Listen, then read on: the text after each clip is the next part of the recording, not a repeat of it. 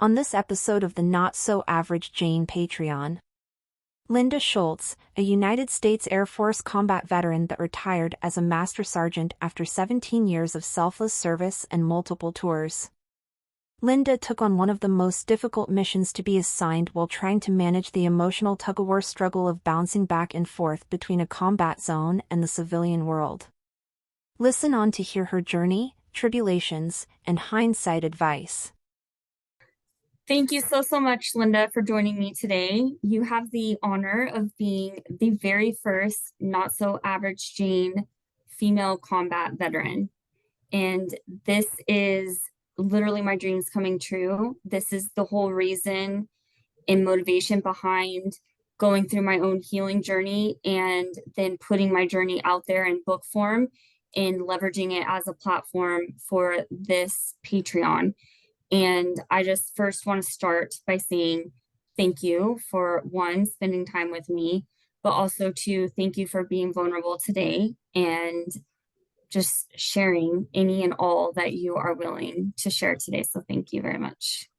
I appreciate the invite, Dallas. Thank you so much. I think this is a fabulous outwork and outreach for your healing, and it will help a lot of people. So I'm honored not only to have served, but to help continue to serve, even if it means by being vulnerable, which is something that, of course, we in the military are like, no. Yeah. So congratulations on helping break that barrier, like our foremothers and those who've come before us have broken other ones. Yes. We're at another level of that now, right? Yes, we are. Yes, we are. So let's get to know you a little bit. We did get to chat a little bit yesterday, but obviously we want to introduce you to the audience. So if you don't mind sharing, what branch you were in and kind of the time frame that you served, and yeah, we'll start there. Okay, that sounds good. My name is Linda Schultz. I entered the military, delayed enlisted, the Air Force.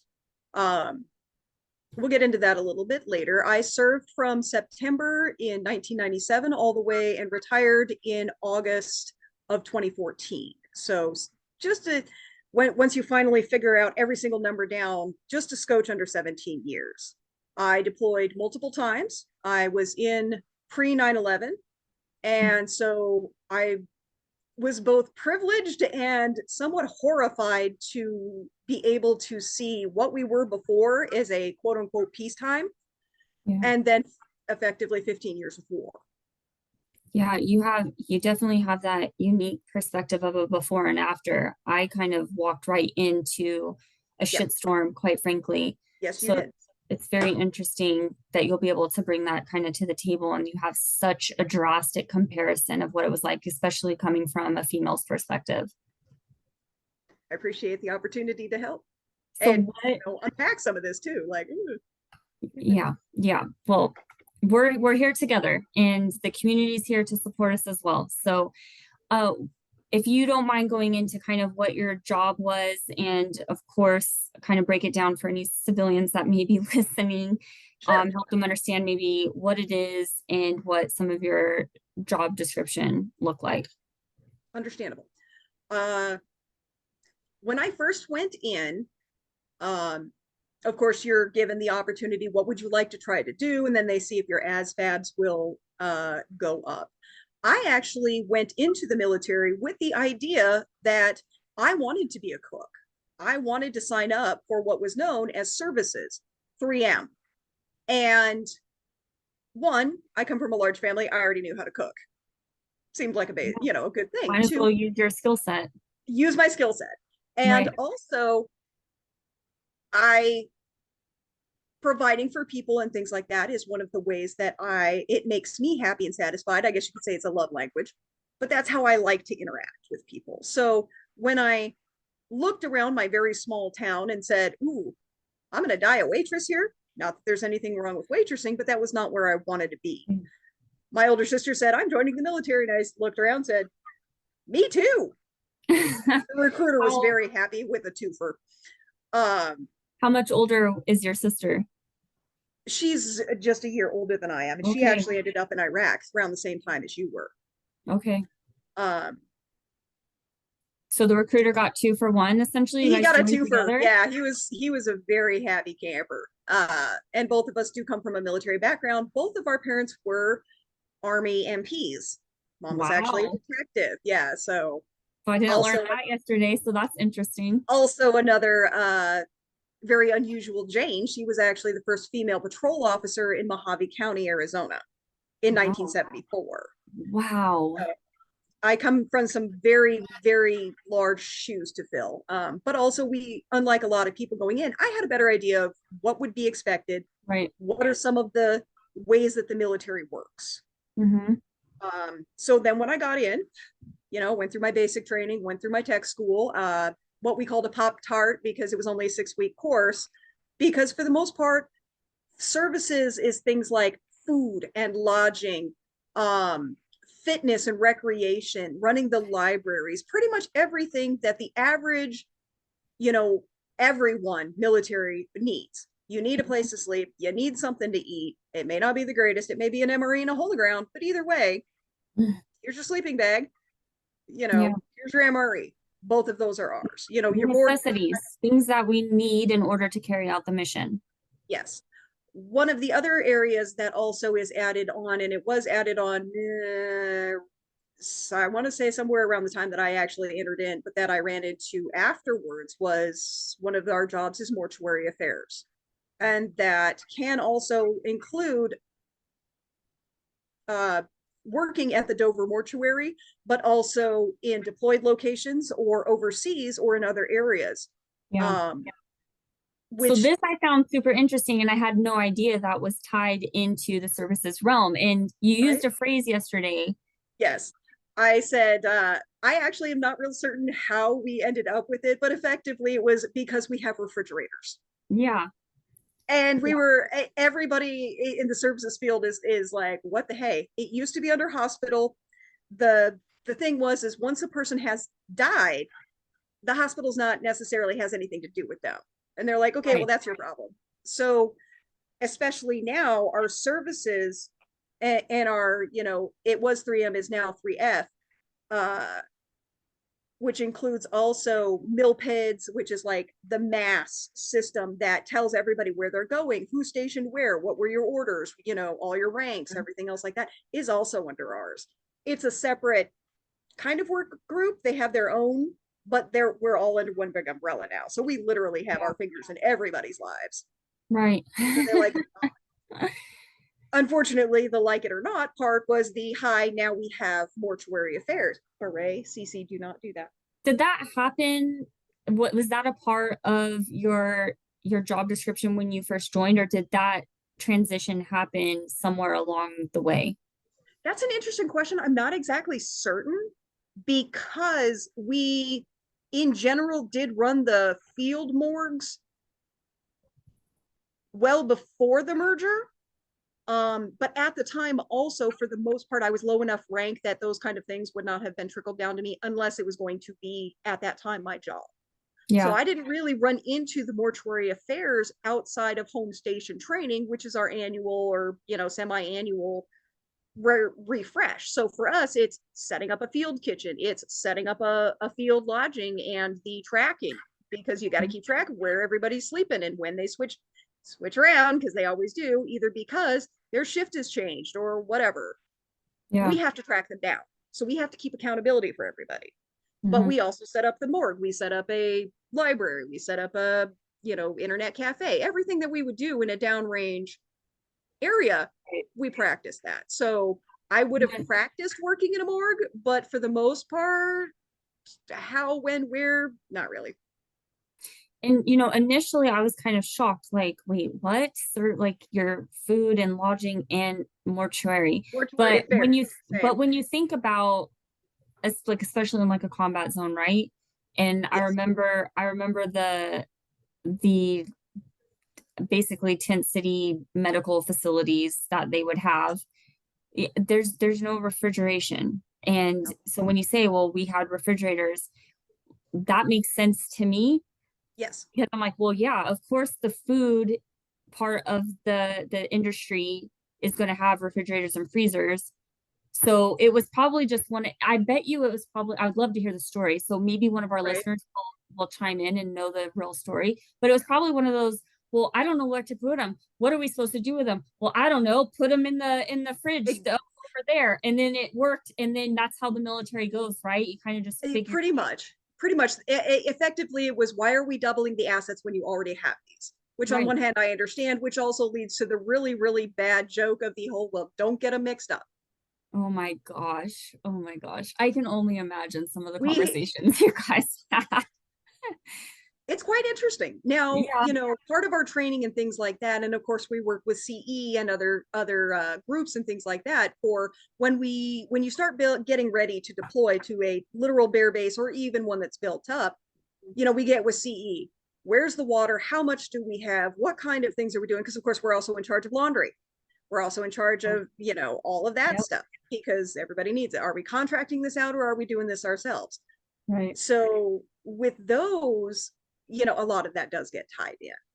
Kind of lost my train of thought there for a second, sorry. No, But also it most of the time for people's psychological comfort, the morgue area is separate. It is separate. It is supposed to be screened. It is supposed to be away from everybody. Yes, yeah, we know there's a difference. There's a difference between, hi, we're in the middle of it's hot and it's sandy and they're shooting at us, and yeah, people are gonna die. But then what do you do with them? We take as much dignity and stuff as we can. And of course we are trained to, well, what if we don't have refrigerators? right. What are you going to do? So these are all scenarios and things like that we're trained to maintain the state of the remains in the best that they can be, Right. as well as In the keeping track most, and then in the most respectful way that you in the possibly can. most absolute Yeah. respectful way that we can, and everything else. So Wow. it can be quite complicated. Mortuary affairs also covers things like search and recovery. So if a plane goes down or something Wow. blows up or something like that, we're also the ones that are grading and charting and picking up, and so that's something else that I would be training people on. See, I think this elaboration of the services department within the military is important, not Yes. just for uh, civilians to understand, but even those in the military to understand, because, and we chatted a little bit yesterday about this, but like I had no idea all of these other descriptions. And believe me, I definitely respected the cooks, because even when we got a break from MREs or when something better than T-Rats came down the line, I was very thankful. Or when they got creative and Well, we get would creative. make something, they'd get some rice and happen to have some butter and some Vienna sausages. And then the next thing you know, you had like this amazing, what felt like a gourmet meal. And it's important for morale. It's Yes, important it to is. keep us going. It's obviously important to give us the nutrition, because if we're not eating because this stuff is gross, then that's not good either. We're not sleeping Nope. well. So it's Exactly. such an important part of it, but I didn't Yeah. realize that there's this expansion of it and also what you're exposed to. Because and we don't have to get so deep right in the beginning, but I mean, I saw, we'll just call it, well, I saw death in my Yes. deployment, but to like, it's a kind of almost like, okay, it's there and then it's gone, Gone. you know? Exactly. So And we are for the you, ones that make it go. right, you're the ones that are making it gone and intercepting what's being brought into you, and Yes. to see it over and over and over again, I can Yes. only imagine the impact that that had on you emotionally and mentally and ultimately even physically. Yes. Very, very, very much so. And we'll get into that a little bit later. Yeah. Because it's depending on where you were, a lot of people don't understand kind of how remains get where they're going. It's like, okay, Right. we go overseas and they die overseas, and then what happened? And there's been a lot of changes ever since, the Civil War, which was the first time where embalmment was actually starting to be commercialized and used, mainly specifically for the officers and those who were wealthy so that they could be brought back home. Right.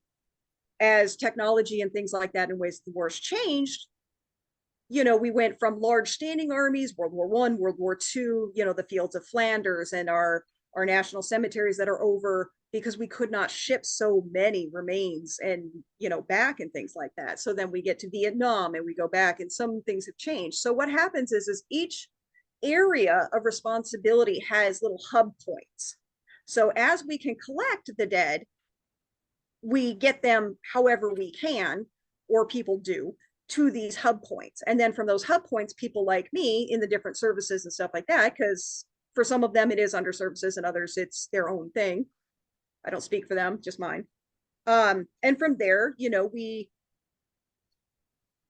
do what we need to do and get what is down. All information that we handle is what's called BTB. It's called believed to be. So even if I see my bestest buddy,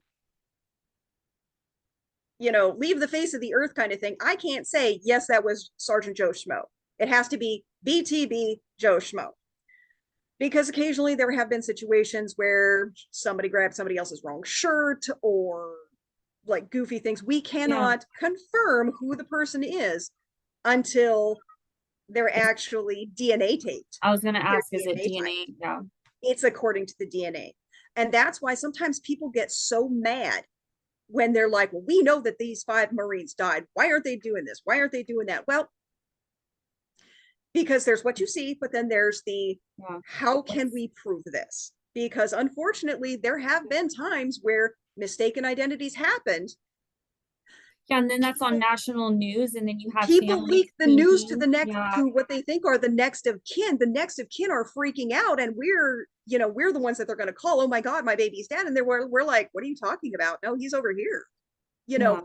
And you're right, it becomes national news and things like that. So, and it can take a while, and people don't understand that. You know, they think it's like Hollywood. It is not like Hollywood. These things can take a while. So you may see reports about remains being moved. Yeah, okay. And it's still got literally half the world to go around, and every single item is going to have to be DNA tapped. It's not just, I'll take some from the biggest chunk and call it a day. No. It's every piece. Yeah. So I want to kind of backtrack to your enlistment story, and we touched on it. Your sister, so the recruiter, you know, a lucky day gets 2 for 1. And for those of you who do not know, like, the recruiters, in my opinion only, are basically the used car salesman of the military. Absolutely. I agree with your opinion. My sister agrees with me, so it's valid. But they have a quota, and they a lot of people don't know that, and they have to meet that quota or they get counseled. And again, for those of you who don't know what that means they basically get put in timeout and they're in trouble. They're written up and it goes into their official file, like at HR. And if they cannot convince enough people to sign up, they're in trouble. Yeah. That's effectively what happens. So when you hear people are like, well, the recruiter lied to me and things like that, there's a very good chance that they did, but also that the people heard what they want to hear. Yeah. Because when someone comes in and says, I want to be a helicopter pilot, okay, that's fine, but there's qualifications for helicopter pilots that are different for each type of helicopter, as well as the branches. So they may try to get you just to, instead of going through all of that, they may just be like, sign up, we can get you in. Oh my God, we need helicopter pilots. Yeah, they promise you all the training. Yeah, we do. Yeah, you can go to Ranger School and you can go to Air Assault School. You can do all that. Just sign right here, please. Just sign up. Yep, please sign up here. So and here's the thing. If it's not on paper, it didn't happen. 100%. And sometimes it is on paper, but it's in little itty bitty small print. Well, and even if it is on paper, you have to make sure you understand what's talking about. Right. What it's talking about. So the small print that surprised me the most, and I know we're kind of going off track, but we'll come back. The small print that surprised me the most was, and I don't even remember when I found out about it, was the 8-year obligation. Yes. Most don't know that it doesn't matter if you sign for 1 year, 2 years, 6 years, you are on the hook for obligated for 8 years, period, point blank. Yes, whether they use you or not, whether they IR you, which is individual reserve effectively. In Ready other to words, they go, have you yeah. on standby, even if they think I am the biggest piece of donut that has If ever they need walked. people, they need people, and that's where they pull from. They'll walk So exactly. So even if they kick me out, they still have the option of saying, you know what, we need more cannon fodder. Come on yep, back. yep, if you're under that 8-year window. Okay, so Anyway, but yes, you are going into it, you want to cook, that's something that you love and enjoy and giving back. yes. And what did your sister kind of fall in suit, or where did your sister So decide my to? older sister is far more mechanically apt than I am. She was actually flight line avionics. Wow. So you guys And went. we went complete separate, and she has her own tales to tell about being a female maintainer. I would love to chat with her. Maybe she'll I be open will to it.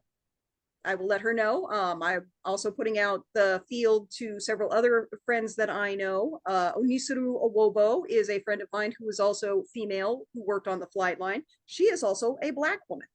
Oh wow. So It's you can have amazing. some good Yeah, stories. we'll have a whole pocket. So Anyway, your yeah, we'll have a whole bucket. Anyway, your, back to my recruiters. Yes, so we your both went sister separate and you ways. go separate ways. We go You go separate ways. off to train. So the Air Force calls it basic training and then tech school, right? Basic training and then tech school. Yes. And then after tech school, where were you first stationed? I was first stationed at Holloman Air Force Base, New Mexico, which, Okay. since I grew up in Arizona, was actually quite funny because it looks identical. Yeah, Slightly it's different very plants, similar but to Arizona. it was literally like, Am I home? Am I not home? Okay. I thought I left, you know. Right. And my first job was at the dining facility, the DFAC. Mhm. Occasionally people would, at that time, we did call it the chow hall, Mhm. because this would have been 97, 98, 99. Yeah, about that time. So while I was at Holloman, my jobs were mostly food and lodging. I was not yet in mortuary affairs. I did deploy while I was there. I went to Saudi Arabia in 2000. What Uh, was that deployment like or in support of? I know we're going way down memory lane. yeah, and unfortunately, which operation it was in support of, can't tell Okay. you off the top of my head, to be perfectly blunt. So, but time frame for Saudi? 2000. 2000. Let's see, because I deployed 3 weeks after I got married. Okay. And Okay. yeah, it was the whole, I was like, well, can I take a honeymoon? They said, to Saudi Arabia. So did your husband go with you? He did not. No, No. he Okay. he had served previously. We have parted ways since then, but good man, honorably served and things like that. So how long were you in But Saudi for? he was not he was not active duty at the time. So I was Gotcha. there. That was only like that was when we were still doing 4 months, when they were Oh, just okay. tiny little 4 months. So it was, February to whenever. 4 months past that, maybe 5. Okay. And while I was there, I was actually kind of hopping around to different locations wherever they needed me, because I was a young airman. My knees still worked, my back still worked, my shoulders were still solid. So it was like, hey, we need somebody who's, young and spry. And they were like, okay, you're working over here today. All right, you're over here. So I moved around a bit. And then I came back, and then I got orders to England. And Nice. in 2002. So you went from Saudi to, no, you went to Saudi for 4 months and came back to New Mexico? Came back to New Mexico. Yep. Okay. And then stayed there. And then I went to RAF Mildenhall in England, worked in the dining facility there, worked in lodging for a little while there, which is What also, was of course, it very like? interesting because Yeah. it was in a completely different, country. Thankfully, they do speak English. They speak the Queen's English. We speak American. There were some very interesting misunderstandings, but it worked. The driving actually wasn't all that bad. On the Uh, other side of the road, yeah. so it was kind of a culture shock, especially coming from the desert. And I went somewhere where, the high temperature of 70 is balmy. Wow. I froze for 3 years. I didn't get out of a sweatshirt for 3 freaking years. Froze my You're in butt. England 02, 03, 04. And up to 05, yes. Up to 05. Any hop, skips, and a jump south during that time? Or you just remained in England and supported There there? there was a couple, there was one TDY that kind of turned into a deployment, but I was bouncing all over the place and I can't really talk about what that was. But during my time there, this is where things get a little bit interesting, because I'm going to have to run you through a timeline real quick. Yeah, I'm here. We're here. Okay. So worked in the dining facility, worked in lodging, and then they said, hey, we need you in mortuary affairs. And they said, we think you'd be really good at this. And by now I was a sergeant, so I was an E5. I said, okay, you really think I can do this? They said, we think you'd be really good at it. I was like, okay, great. Did you think you would be really good at it? Well, up until that point, I wasn't really certain, like, what does this all entail? Like, what are you talking about? You know, I'm not a mortician. I don't, you know, and they were like, no, there are agreements for things if a veteran or like a dependent passes away. We have status of forces agreements with the local funeral homes and things like that. So preparation for transport and everything else and stuff like that, we don't actually have to do it, which is a good thing. For the remains that come down up from downrange, those we do, in the sense of, I mean, we're obviously not doing the macrolage, we're not doing, you know, we're not preparing them for burial, we're just preserving.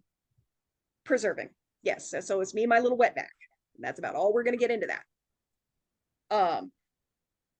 I did that for a year in the day. My first 2 cases were children. By the time my year was up, now mind you, I did this effectively for about a year and a day. We had 13 active duty, between 13 and 15 active duty pass away, and 9 of those were on a plane crash. All souls lost. Most of them were onesie twosies, just here and there. Most of them were mostly through misadventure, stuff like that. We had about a dependent a month. We had a vet a month on average, and we got remains up from downrange about every 3 weeks. So 16-hour days was my normal. I would usually go through about 2 pots of coffee before noon.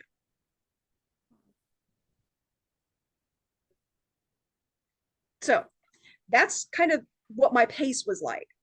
Right. Now, I didn't see my husband very much during this time. Well, okay. 16-hour days, yeah.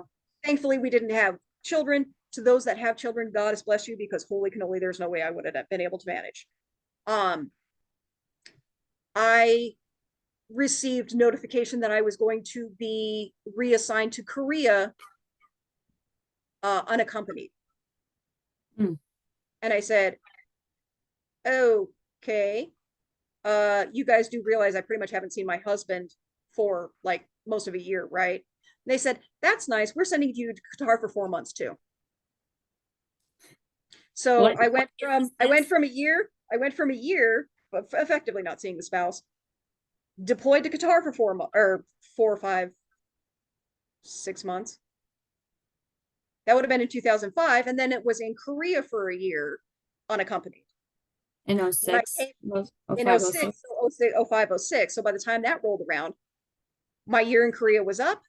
Around that time, we relocated to Mountain Home Air Force Base, Idaho. 9 months later, I was training for Afghanistan and left and was gone for 6 months. Yeah, so my then husband and I figured out that during that time frame, we saw each other a grand total of about 3 to 6 months total within a 3-year window. Wow. Yeah. Busy, very busy. That's one way of putting it. So there was that. Then I went to, you know, so I was now stationed in Mountain Home, Idaho, deployed to Afghanistan from there. I was attached to the Army, Big Red One, woo-woo, on a mobile training team, literally because I could run a laptop. I was told I was going to go and teach them how to cook bulk proper, you know, yeah, the sanitation, things like that and stuff like that. And I get there and they're like, this is where we have the very interesting overlap, because, you know, this pectoral says Air Force, everybody else's pectoral says Army, and guess what? It doesn't matter. Can you run a computer? Yes, of course I can run a computer. Great, tag, you're on a mobile training team for national level logistics. Oh my Lord. Okay, yes, here's your team. Good luck. Now you have to get them from here to here. How? Okay, so two We're things. not really certain, so you got to figure that out. I just got here. You know, Two things I want to touch on real quick. sure. One, it's such a different dynamic when it comes to your skill set when you're in the military versus the civilian world. And Yes. I want to point this out. I feel very much obligated to point this out because you reminded me of it. Because I've been in the civilian space for quite some time, and I'm in a place now where every skill that I could possibly dream up, it's listed and it's advertised and it's celebrated, and it's like, look at all I can do. Now, Right. in military, you don't want any of that. You don't want anyone to know that you're good at anything. You want to be subpar. You want to meet barely the requirements. And you don't really want anyone to know who you are to a certain extent that your name pops in their head when they think of any type of miscellaneous assignment. And that is exactly where I went to when you shared that, because it was, oh, like you enlisted thinking and wanting to cook and provide food for your fellow service people.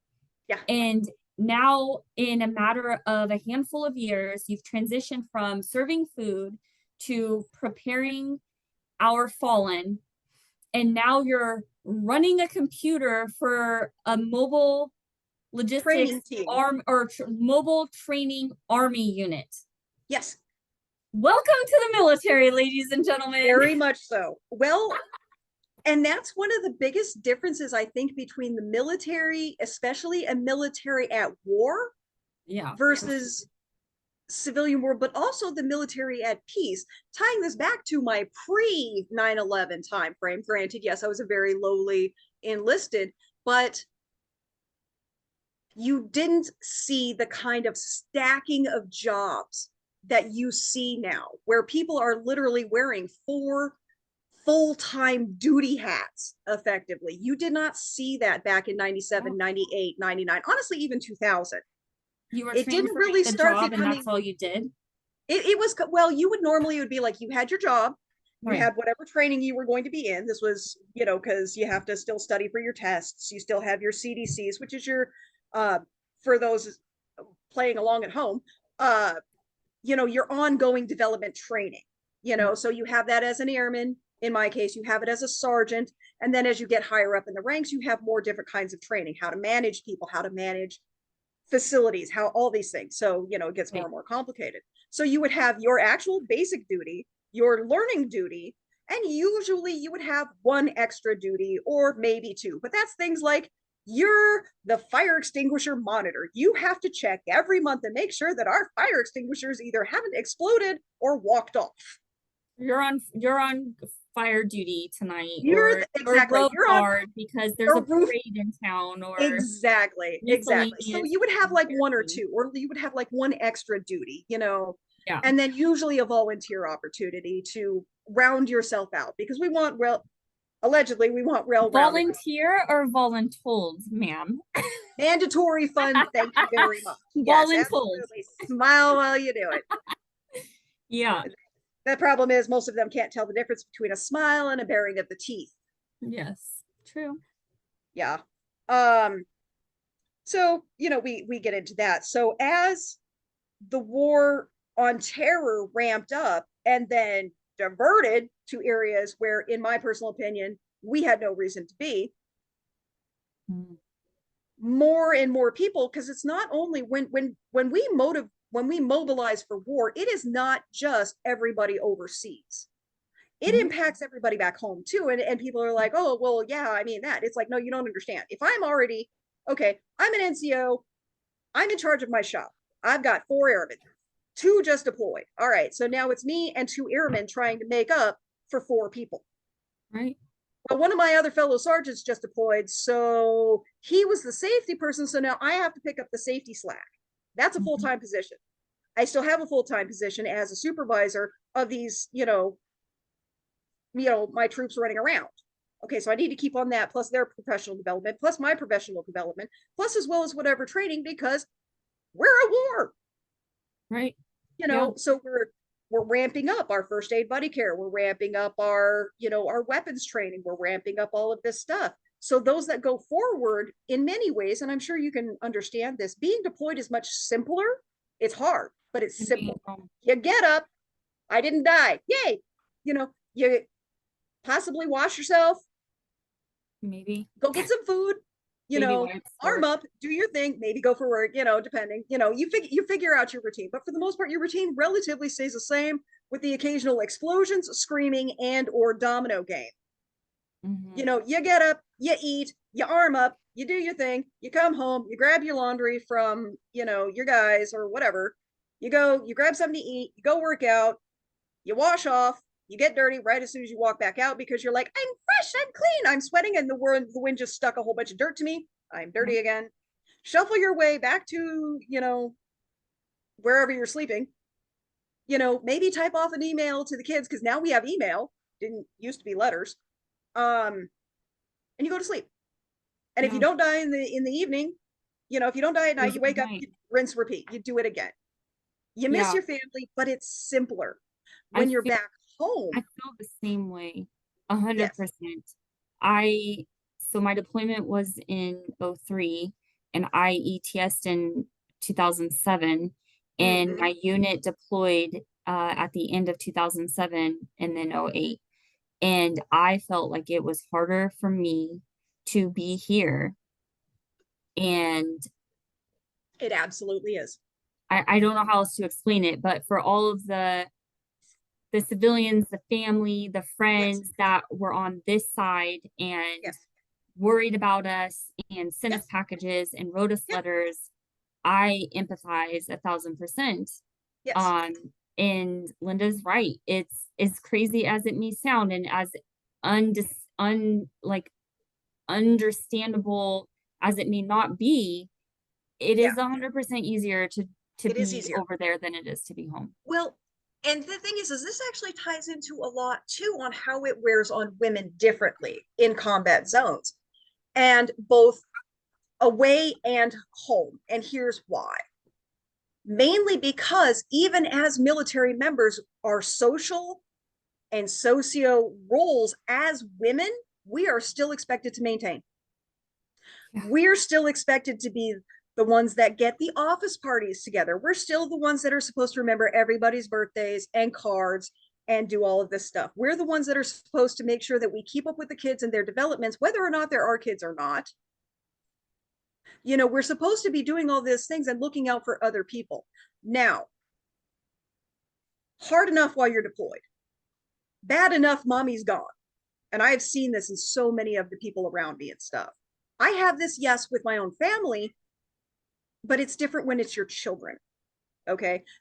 And it's bad enough for the one that's away, because you have the guilt. I'm away from my babies. I'm away from my babies. But then you have the one, whoever is behind, because we're not the ones that deployed. Not only are we picking up the slack of everybody who deployed, we are still expected to perform civilian duties as wife, mother, lover, daughter, and everything else, while carrying 2 other people's worth of duties at work. And we are not supposed to, just like the guys, we're not supposed to let it manage us. Yeah. Or even all of that after returning home from a deployment. That's where it gets even more complicated, because we're struggling already while we're in. Yeah. And it's not just women, it's men, men that are very active in the childcare, or men, those of the non-binary who, a lot of times take these social, obligations that come with this. But in general, and we're built differently though emotionally. Women or men are built differently emotionally, period. We are also socialized differently. Yes. Women, and those of the female bodied, are encouraged to, when we bond together and get a bitch going, we're just griping together and stuff like that. Everybody's like, okay, we have that. Men socially don't. How many times, if someone's going to start crying in the trenches and things like that, I mean, we saw it in World War I, we saw it in World War II. The words have changed, like George Carlin said. It went from shell shock to, post-traumatic stress disorder, Why do you think so many of us veterans drink ourselves to death? Why do they think Or so worse. many, especially the men, or exactly, and the men, we go for the quick, lethal end of the option because they're not socially allowed to process not just even the sadness. I've lost my battle buddy because it's supposed to be death and glorious war. No, Right. How many because times have you they're heard, we mentioned this yesterday. It's like if you had a quarter, a freaking dime for every time you heard rub dirt on it, don't be a Sally, yeah, suck it up, buttercup. suck it up, We're here for buttercup, or war, warheads be a on foreheads. man. And I mean, we could go on and we could write a whole book just about the sayings that were told that basically preach, do not be vulnerable because At all. vulnerability is weakness and you're not Exactly. weak. And that's Exactly. not true. At the It end of is the not. day, it is completely the opposite. That is correct. It also, I think it dehumanizes our men too, because it doesn't take into account of it. What about the moral wounds? What if you had to shoot a child because they had an IED? What if you had to run Or a over a woman. woman Yep. because of an IED? What pregnant if woman. just something, or even yeah. just they you watch them die because an IED, a suicide bomber decided to hell with it. I'm taking everybody with me. Yeah. Those moral wounds, we don't allow them to heal. We don't allow them to grieve. No. Everyone's just supposed to act like robots and be able to turn a switch on and off. And you Yes. endure all of these horrible Stoically. events. And then Stoically. you're just supposed to come home and Flip turn it that off switch back on. and like Yes. just slip back into your life, be the Yes. husband, be the wife, be the dad, be the sister, be Yes. the friend. And Yes. when I came home from deployment, security clearances were being ripped if you were diagnosed with PTSD. So Yes. I didn't go talk to anybody. I didn't have a conversation with anybody. My Right. entire career has been founded on the fact that I have a top secret security clearance. I wouldn't be where I'm at today in my career without it. So like I look back and I'm like, well, I'm glad I didn't. But at the same time, Your personal suffering for it yeah, maybe is not worth the financial payoff that being able to slide into that. yeah. I understand completely. And It's it something doesn't I've help that struggled with a long because, time. we, I'm going to jump on a little box real quick. Uh, because the military industrial complex, and we have gone to an all volunteer army, the military industrial complex actively advocates against universal health care, universal education, things like that, because those are recruiting tactics. If everybody has those, then why would we show up to be cannon fodder, to be perfectly blunt? Right. I mean, part of That's my why they go motivation after of joining was college education, being paid college for, education, a guaranteed paycheck, a warm bed to sleep in. or allegedly, yeah, Yeah, well, allegedly three hats pre and a cot. 9/11, Well, at I least three was, three feeds and something, yeah, 3 feet and a place to lay down. right. But also 80% of the troops that I spoke to during my time were pretty much from the same kind of background. I was very underprivileged, underserved, poor, desperate. There wasn't a lot at home, and or they had siblings. Most of us sent money home. Yeah. And that's why. Yeah. So when you look at, okay, so they're intentionally targeting underserved communities that are particularly specifically kept underserved because you have a ready cannon fodder set. Then when you get in, we go to war, we come back, and now, like your future ability to utilize that top secret is now threatened by getting the care you need. Because again, for all the lip service, we are just widgets. And we are cheaper dead, which is why there was such that huge issue with so many people being suddenly adjustment disorder or quote unquote personality disordered and chaptered out with nothing. We're talking 30,000 plus people just in the Army. Oh, God. Yeah, this is a lot of stuff that I pulled for my social work degree. I just finished it from University of Eau Claire here in Wisconsin. Wow. And a lot of this is available Congratulations.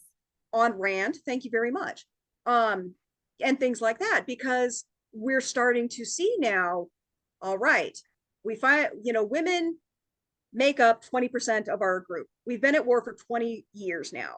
All right. So now we have women who previously were just completely flat denied. The nurses and everybody in Vietnam. Did they get their pensions? Did they get their stuff? Very, very, very, very, very, very, very few.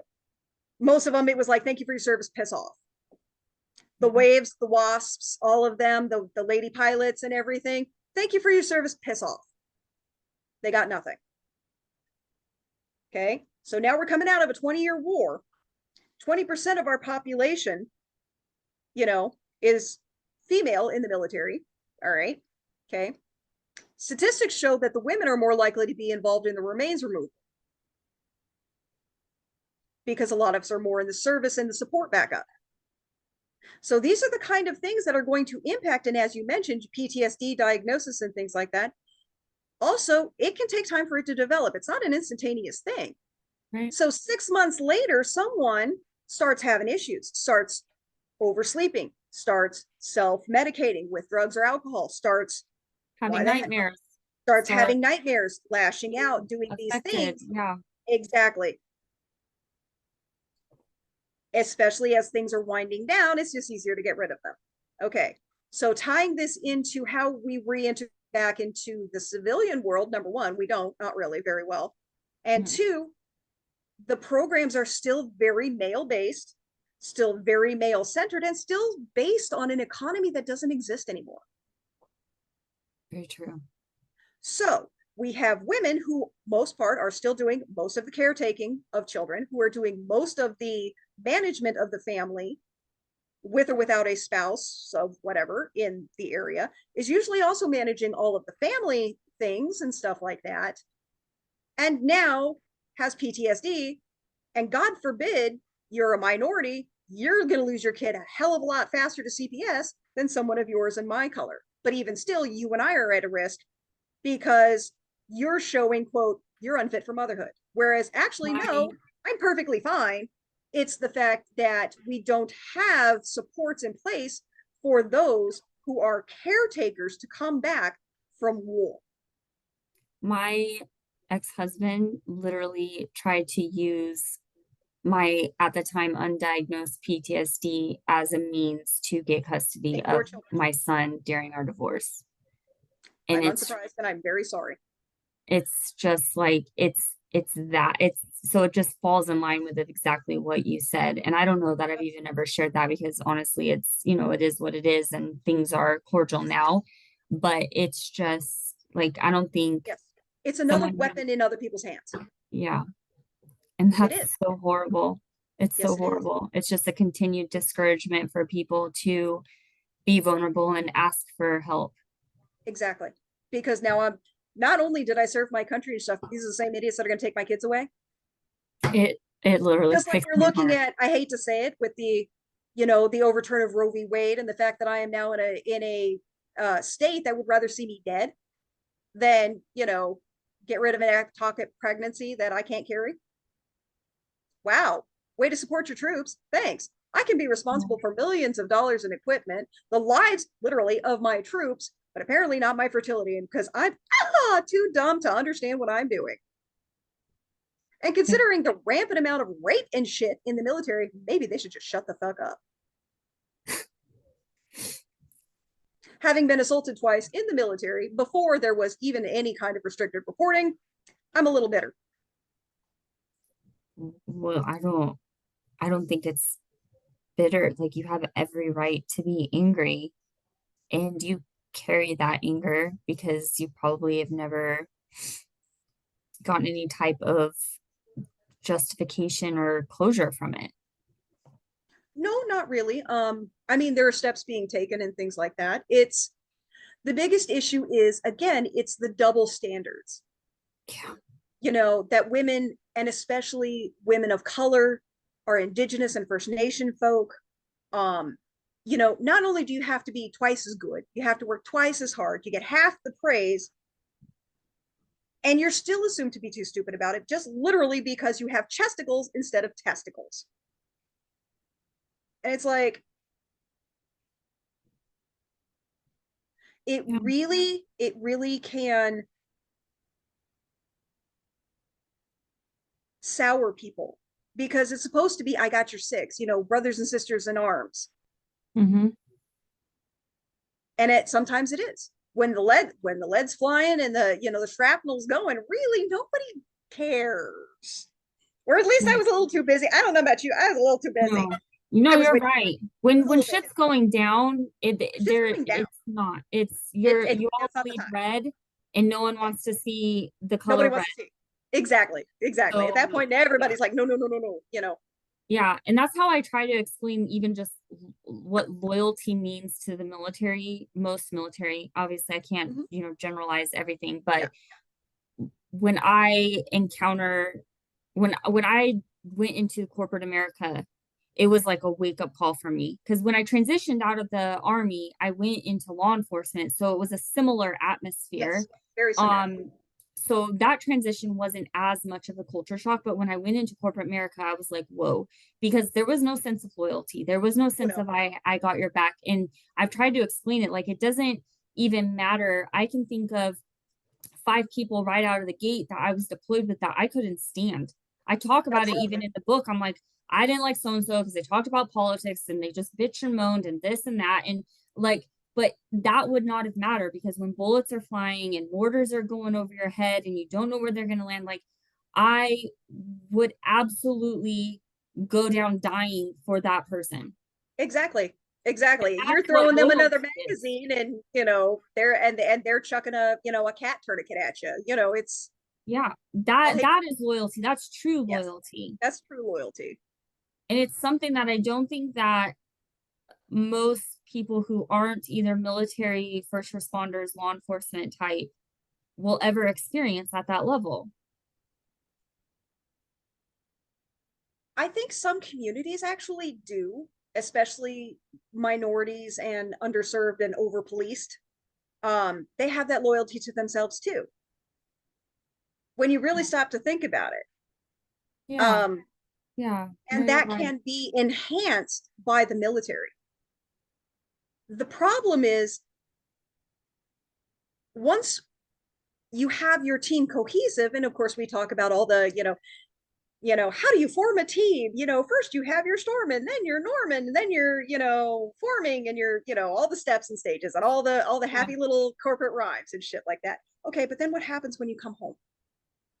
It's black and white. It's different. You go from one world to another. It's like you stepped out of a nightmare or a movie, or it's completely different.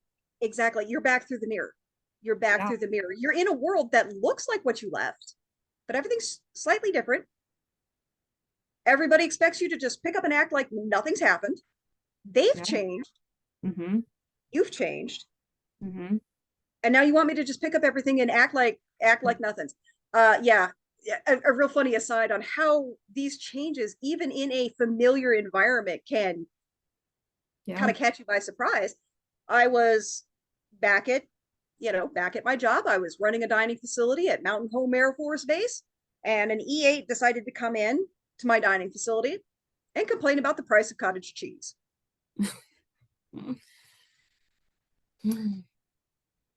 Technical sergeant at this time, Schultz, E6, is like, first of all, you're not even supposed to be here.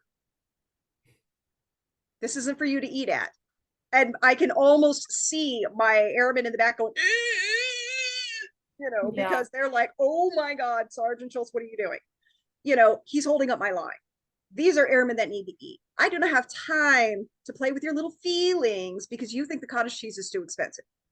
Get out of my line, get out of my dining facility. And they're like, ma'am, you can't talk to him like that. I am talking to him right now.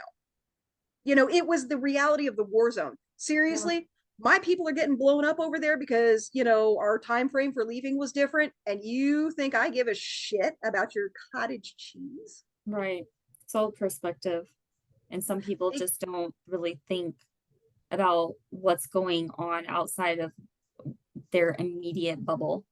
Well, there's that, but it's also, again, it's the idea that once you're back on American soil or whatever, Yeah. it's fine. Yeah. Everything's fine. Right. Right. Pre-Afghanistan, Linda probably would not have said it that way. I definitely would have been the, here, let's take this aside and, discuss this. More politically You have an issue with correct the, kind of answer. exactly. If you have an issue with the surcharge, I can explain it to you over here, rather than you're not supposed to be here. It's cheaper than a burger. Get out of my dining facility. They're like, ma'am, how about you go check the chicken? Oh man. And I can tell they're trying to give me grace.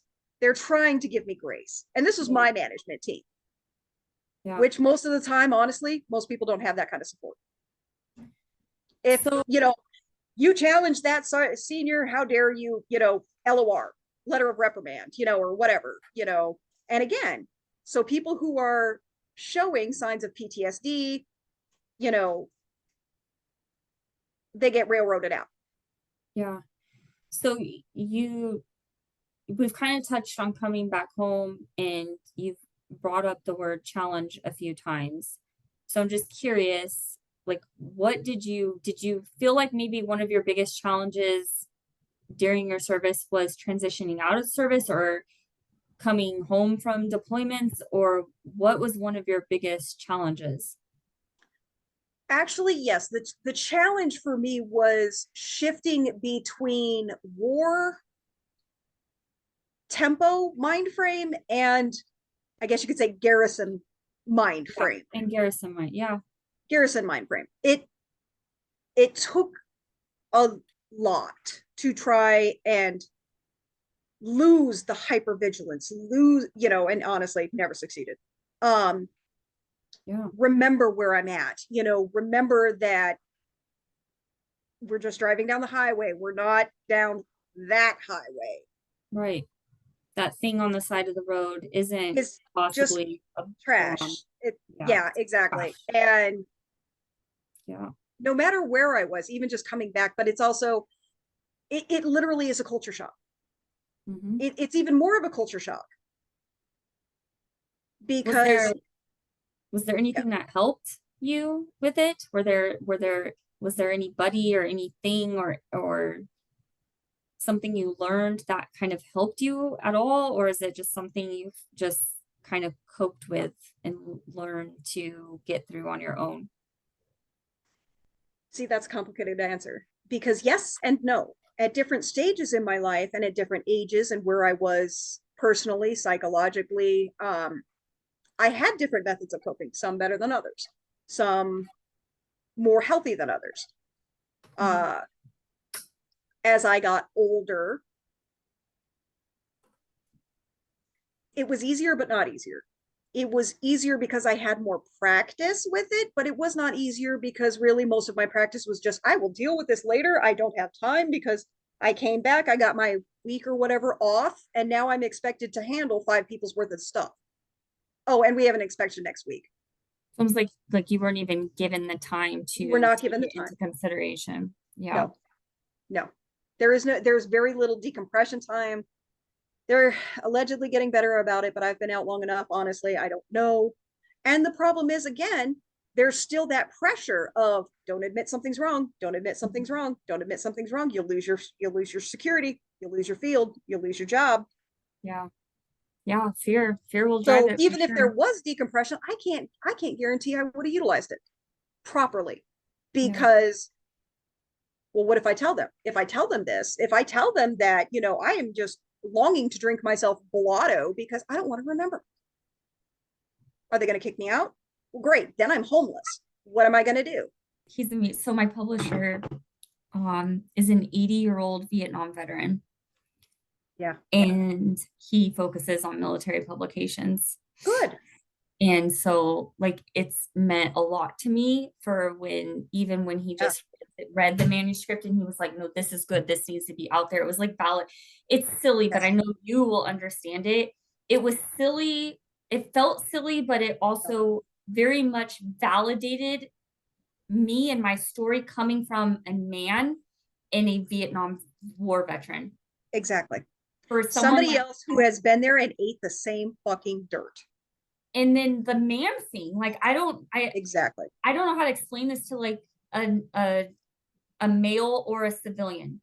I only have been able to explain this to my female combat sisters in that like, I don't know why I needed that man validation, but I did. I needed it for some stupid reason.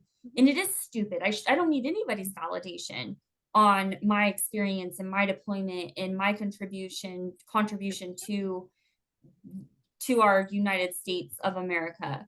Absolutely. But I However, recognize that I absolutely needed a man's validation, and someone of his stature, someone of his experience was just the icing on the cake. Exactly. So let's talk about some accomplishments, because what a lot of people also don't know, that for a female to stay in one as long as you did and to climb the ranks as you did, I alone applaud you. And I think it's an amazing accomplishment for you to retire as an E7. But with that said, that may not be what you feel is your greatest accomplishment in the military. Maybe it's part of it, but I would love to hear what you feel is one of your greatest accomplishments. I have to actually say one of my greatest accomplishments was when we wrapped up the plane crash. When we finally were able to put all of the files to legal, knowing we had dotted every I, crossed every T, made sure every single person was going to get every single thing that was owed to them by the loss of their loved ones. It was literally an international thing, because some of the people on the plane had family in the Philippines. Some of them were in Japan. Some of them were in the United States. Some of them were in just multiple different places. And every, major family member had a family liaison officer that I was working with. And, we were coordinating literally with congressmen, which thankfully my commander had to deal with. Thank you very much, because that was not a good idea. Yeah, I would be like, I can't tell you that because it's not going yet. They're like, let me take that for you. You go deal with that. As sad as the whole situation was, and there were some very sad parts about it, being able to know it was huge. Huge responsibility and pressure. A lot, very much. Being able to say, I made sure those families got everything that they were owed. Mm-hmm. One of my biggest ones. I think my second biggest one that I actually am really top of the thing was very similar, in the sense of I figured out a way that while on the mobile training team, my interpreters actually got to stay with us on the FOB instead of being vulnerable. Mm-hmm. Because previously my interpreters were left with the ANA, the Afghan National Army, and interpreters were they were seen as traitors. Mm-hmm. Because they're working with Americans. Yeah.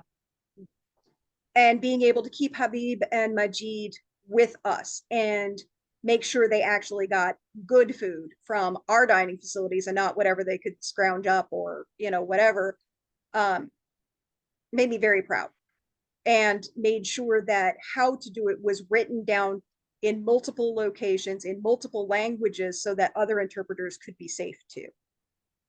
Yeah. Those are both amazing accomplishments. And it just, an observation from me, it just shows how selfless you truly are, and how big your heart is, and how much you care for other people, even if they've passed. You show such an overwhelming sign of respect for every service member, living or past. Yes. And so for that, I thank you very, very much. It was an honor. It's a heavy honor, but it is an honor. Yeah. Okay, so the last thing that I plan to ask all of my amazing Janes that come on and share their story is, if you had an individual sitting in front of you right now, maybe they're, freshly graduated out of high school, or maybe, they're in their 20s somewhere, and they're getting ready to go in the military. Okay. What is a single bit of advice that you would give to them?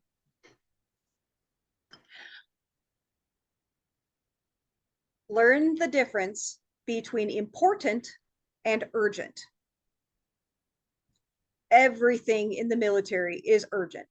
We need that EPR. We need that report now. We need you. Why weren't you at PT? We need this. We need that. Everything is urgent. Okay. But you still have a life, and there are important things. Understand what's important to you. If it is your family, if it is your faith, if it is something else, make sure you keep that as part of you. Don't miss unless you absolutely have to. It's very easy to get ramrodded by urgent and miss important. That is a solid piece of advice, and I thank you for that. That's something that definitely was never explained to me or put out there to me to even take into consideration when I first went into the military, that's for sure. So, well, Miss, I thank you so much for spending time with me today, but more importantly, being vulnerable, coming forward, sharing a lot of your story, even though I feel like we've only kind of gotten down a layer and a half. And I think a lot of what you've shared today is very educational and enlightening, in not only from a woman's perspective, but even diving into a job role and description that a lot of people are not familiar with, and bringing light to that. So, again, thank you. Any last words? We'll close with whatever you'd like to say. Okay. Well, I appreciate the fact that and honor your strength and commitment to growth and healing and opening this to other people. So congratulations to you. Again, this is how growth comes from decay. And that's just part of the cycle. Thank you for joining us. Please like, comment, subscribe, and share if you enjoyed this episode. And remember, there's always a lesson with every experience. It's up to you to learn and grow from it.